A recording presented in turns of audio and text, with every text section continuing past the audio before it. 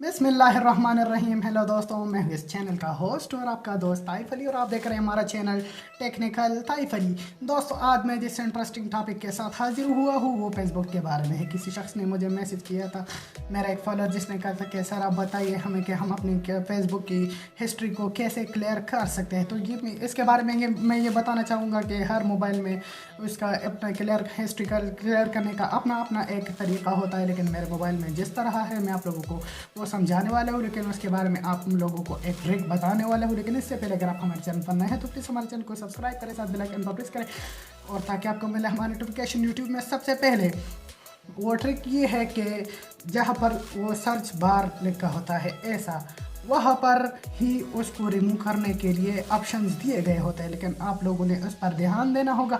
Video बहुत लंबी होती जा रही है तो मैं इस वीडियो को ख़त्म करना चाहूँगा और बढ़ते हैं ट्यूटोरियल की तरफ। तो मैं आप लोगों को फेसबुक हिस्ट्री क्लियर करके दिखाऊँगा या रिमूव करके दिखाऊँगा। शुक्रिया।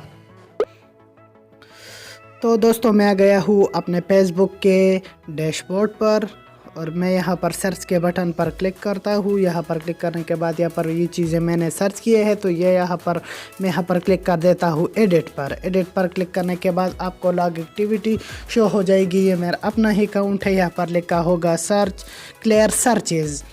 तो अब ये बिल्कुल क्लियर हो चुका है। आप लोग देख सकते हैं कि मेरा सारी हिस्ट्री जो है वो क्लियर हो चुकी है। तो यही बात है।